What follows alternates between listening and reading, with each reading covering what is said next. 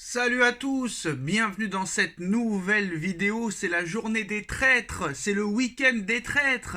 Après le départ de Kylian Mbappé du Paris Saint-Germain pour le Real Madrid, Jean-Louis Gasset, adjoint de toujours du Paris Saint-Germain, à l'époque de Luis Fernandez, entre la saison 2000 et 2003, et adjoint de Laurent Blanc au Paris Saint-Germain, entre la saison 2013 et 2016, qui a été limogé de la sélection ivoirienne en match de poule pour être remplacé par Emers Faé. Et Emers Faé, après le départ de Gasset, remporte la Coupe d'Afrique des Nations. Gennaro Gattuso quitte et laisse tomber Marseille. Et Jean-Louis Gasset, l'adjoint parisien de toujours, le remplace pour 6 mois. Jean-Louis Gasset, nouveau coach de l'Olympique de Marseille, lui parisien de toujours, trahit le Paris Saint-Germain.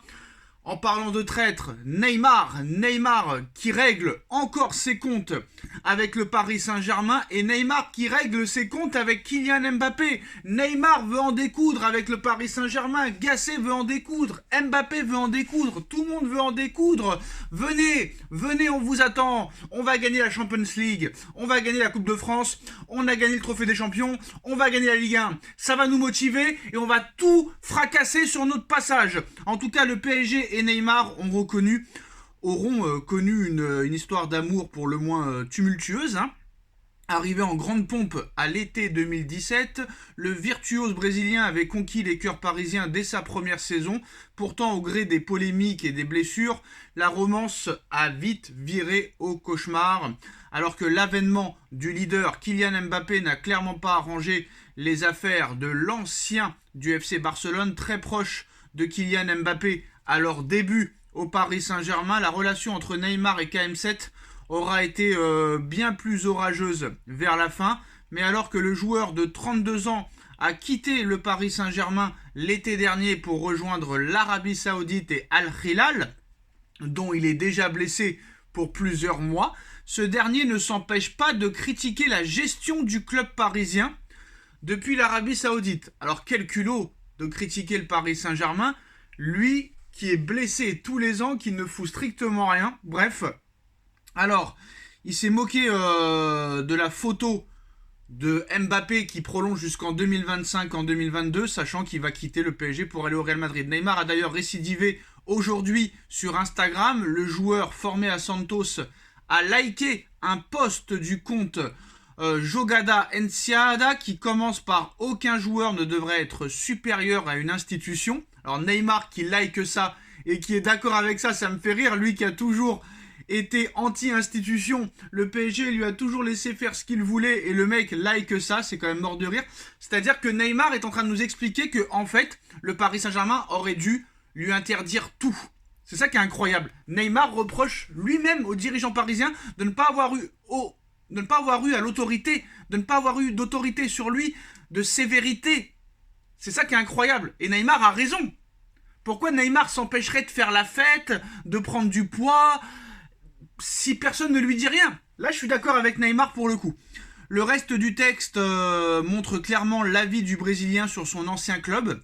PSG, un exemple de gestion en football. Ils ont su rassembler les meilleurs joueurs et avaient la meilleure équipe de la planète. Quand l'équipe a commencé à bien marcher, l'ego d'un certain Français a commencé à perturber l'ambiance. Mbappé a commencé à se sentir exclu. La plupart des membres de l'équipe parlaient espagnol et il a menacé de quitter l'équipe pour ne pas perdre son précieux Mbappé.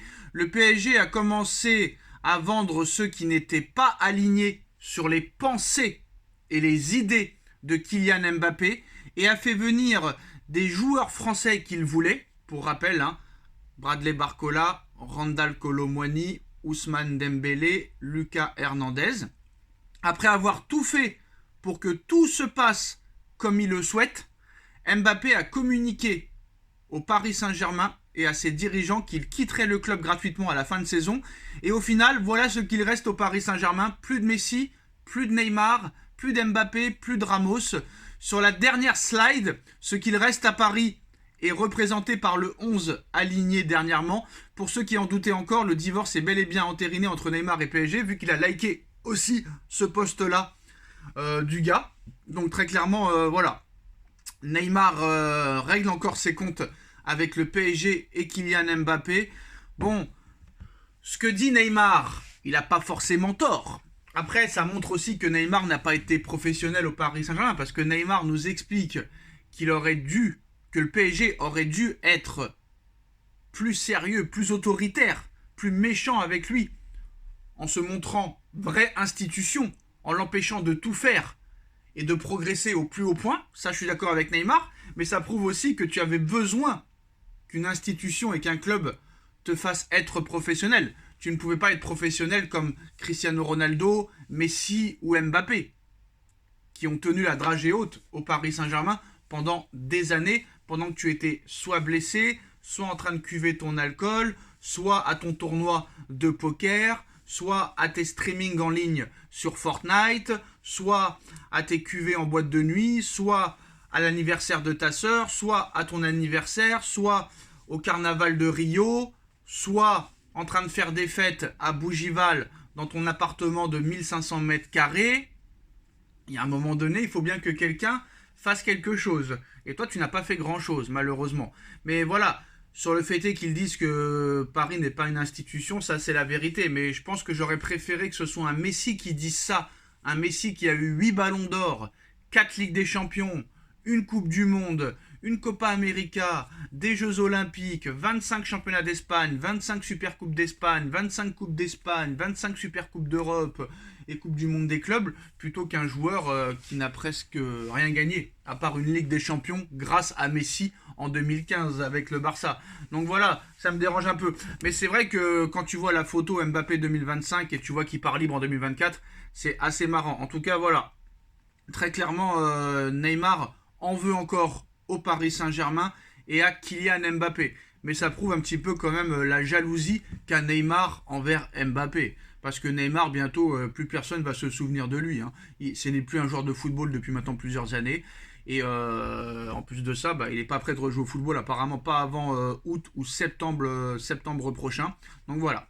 Donc Neymar a récidivé ce lundi sur Instagram. Le joueur formé à Santos a liké un post du compte Rogada Enciada qui a fracassé Mbappé dans son poste, sachant que Mbappé devrait quitter le Paris Saint-Germain pour le Real Madrid. Donc voilà, ça ne va pas encore arranger les histoires du Paris Saint-Germain. On sait que Messi avait mal parlé aussi et que Nasser Al-Khelaifi lui avait répondu.